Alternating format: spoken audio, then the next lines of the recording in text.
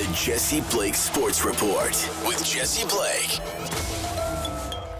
The Toronto Maple Leafs are targeting a middle six centerman at this year's trade deadline. It was all but confirmed by Chris Johnston of the Chris Johnston Show on SDPN on yesterday's Chris Johnston Show. This team is going to trade for a middle six center. We're not a betting podcast, but I would put a lot of stock in the idea that's where their biggest addition is going to come between now and March 7th at the trade deadline.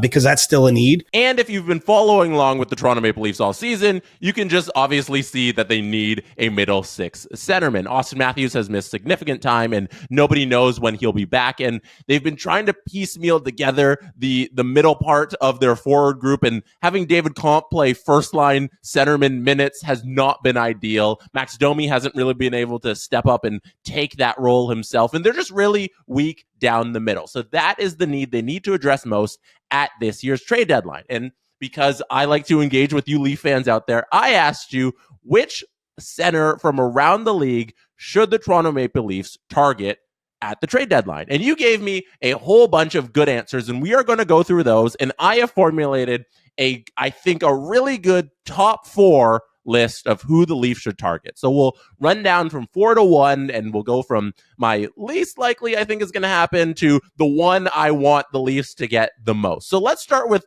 before we get to the list, the two people that were sent in quite a bit through you to me on Twitter that I don't think have a remote possibility of happening at all. Number one on that list, and lots of people sent this in, so it's not just at Scotty2Hottie4 who tweeted this at me, but they said Kadri with like 6 eyes at the end of Kadri. Everybody wants Nazem Kadri back in Toronto. It's not happening, you guys. Like this can't be a serious thing that the Toronto Maple Leafs are trying to do. First of all, makes too much money. $7 million for the next 4 seasons. They shouldn't be targeting at this trade deadline a center with this much term attached to him. Plus, Kadri, we've been there. We've done that. We don't need to get the band back together, no matter how much we all love Nas. And don't get me wrong, I was number one on the Nas bandwagon when he was here. But he played his way out of Toronto by not being able to not get suspended. And we moved on from that. And Nas isn't what they need strictly from, even if he wasn't ex-Leaf Nazem Kadri that we all love, the contract itself doesn't make sense for the Leafs to take on. And it doesn't make sense for the Calgary Flames to give up on Kadri right now. They are in a playoff spot. Why would they sell their number one center to Toronto for what? For draft picks or a prospect? Calgary has a good shot at making the playoffs this year. There's no way they're going to sell Kadri at this trade deadline if they're still in that position. The other name that came up a couple times that I really don't think is in the realm of possibility for the Toronto Maple Leafs, even though it would be cool, I'll shout out Groggy Zov, who tweeted JT Miller. Now, everything's happening in Vancouver as it always is, but Miller and Pettersson seem to be fighting a lot in the locker room, and they don't seem to get along. So there's a lot of rumors about how the Canucks need to send out one of them, and it's more likely they'll send out JT Miller than Pettersson. And with the Toronto Maple Leafs, just as with Nazem Kadri, this is a player who makes $8 million. Nas made $7 per year, and this is even more.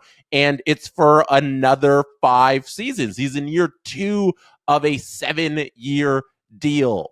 That doesn't make sense for the Toronto Maple Leafs to take on at this moment. I would love for the Leafs to have JT Miller. That would solve all of their problems.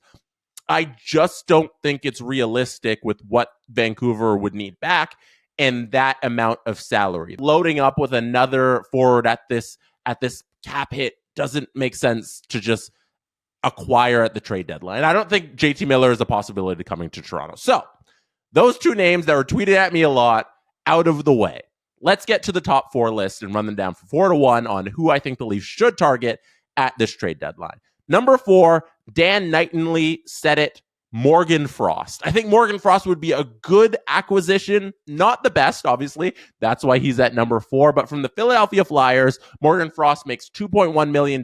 He's expiring this season, but he's an RFA, which complicates things because that means the Leafs will most likely want to give him some sort of contract extension, which could be a little bit more than they're willing to pay, especially because they're giving up assets for this player. So you're kind of indebted to this player because you're like, you don't want to give him up for nothing if you already signed him because he's not just strictly a rental. He's a player who you have controlling rights to. You want to give him a contract, and you might have to give Philadelphia a decent amount of prospect capital to acquire Morgan Frost. And that's why I don't really think it's likely that Morgan Frost comes to Toronto via Philadelphia, because this is the type of player that Philly should want. They should want to keep around 25-year-old Morgan Frost, who has 7 goals, 11 assists so far this season.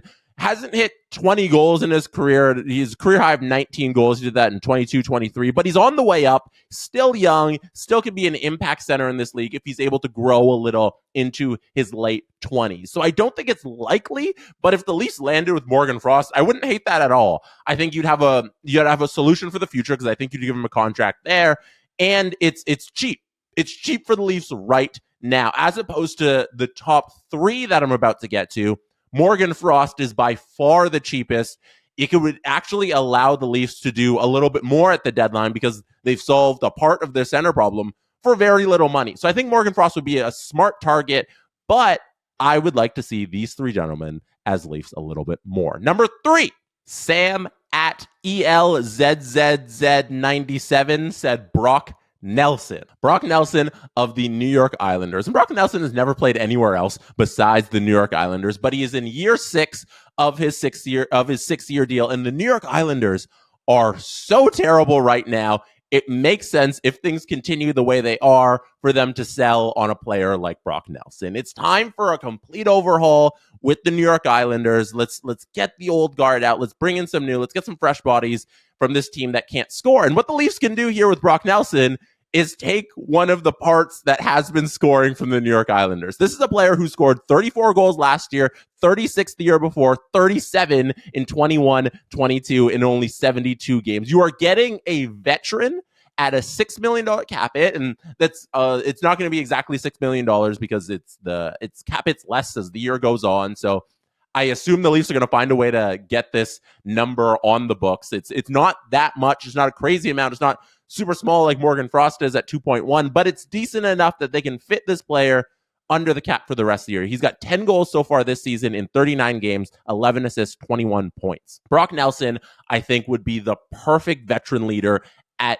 3C. Proven playoff performer, lots of experience, assistant captain with the New York Islanders, which isn't nothing, because that's a team that prides itself on its group in the locker room. So I'd love to see Brock Nelson as a Toronto Maple Leaf. Number 2 on my list. Now, if we're talking about proven winners and guys who have the ultimate experience but aren't as good, I think we'd all agree, as Brock Nelson would be, Mike DNack said Yanni Gourde is the most realistic. And yes, I agree with you, Mike. You also went on to say, if someone with more term like Ryan Strome, Alex Wenberg, or Ryan O'Reilly, I would definitely for them. I don't think those names are going to be coming to Toronto anytime soon. I think we're getting more of a rental situation with the Leafs. Ryan O'Reilly definitely not coming back to Toronto. I think Yanni Gourde, like you said, is the most realistic. I think Brock Nelson is a little less likely, because it'll cost a lot to pull him from the island, and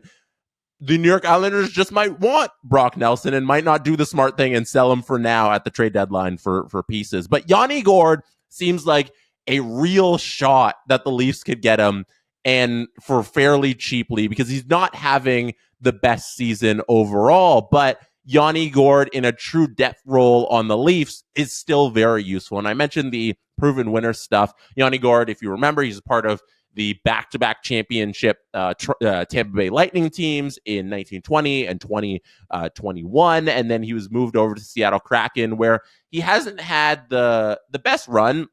His best season with them was in 21-22, his first year with them, where he had 21 goals and 27 assists. But we know what you're getting out of Yanni Gourde, and he's not going to cost you too much. At the $5.1 million cap hit, I don't imagine that the Leafs will have to pay too much to get Yanni Gourde. And Seattle's not having the best time this season. They're playing well below, I think, their own internal expectations. And Yanni Gourde himself is playing down in the Kraken lineup. He's not playing in the top 6 right now. He's playing way down the lineup. And what you're essentially doing is taking their 4th line center for spare parts. You know, you're sending them draft picks, and I don't think it's going to cost the Leafs a whole bunch. And that's why I think at number 2 on my list, it's probably the most realistic deal here for the Leafs to get. Now, number 1 at my list is the one I really hope they do. And it's probably a little less likely because I think the Leafs might be outbid by some of the other teams who look at this player and like, that's the perfect center to fill the holes. But number 1 on my list, and I think the most ideal candidate for the Toronto Maple Leafs to target for the center depth at the trade deadline is Mikael Granlund of the San Jose Sharks. Dave Owens here said Granlund gettable and affordable. Now, while I agree gettable, I worry that he's not affordable. Here you have a player who's 32 years old, playing in a primo position with the San Jose Sharks, a team that is completely rebuilding. He's a UFA this upcoming offseason, so you know they are ready to sell. There's no reason for them to hold on to Granlund right now. He only makes $5 million, which is completely reasonable, and he's having a really good season on a terrible team. 11 goals, 24 assists, 35 points. And this is somebody who can play in the top 6 of the Leafs at any given moment. If Austin continues to miss time, I would not be mad if Granlund has to fill in at 1C. That's how much I love Granlund, how much he's been playing this season, how well he's been playing. He's clearly got something to prove. He clearly wants to play his way onto a good playoff team, and he's got something to prove here in the last year of his contract. And I think, as I mentioned, this is a player you can acquire who can step in at any center position in your forward group, whether you're playing him in the first line or you're playing in the fourth line when you'd really never play him at the fourth line. But if you needed to, you could, because that's how useful Granlund would be. My only worry is the Leafs would get outbid in this situation. I don't know what it would cost for them to acquire Granlund, but I think he is right now the ideal piece for the Toronto Maple Leafs. So let me know what you think. Who from this list should the Leafs target? Is there anybody not on the list that the Leafs should target? Let me know in the YouTube comments below. And don't forget to hit like on this video if you're watching on YouTube. If you're listening, give me 5 stars on your favorite podcast app. And don't forget to subscribe to the Jesse Blake Sports Report YouTube channel. That is it for me tonight. Thank you for being here. You could have been anywhere in the world, but you chose to be listening or watching right now, and I appreciate you for that. Good night from Toronto. That is how it's done.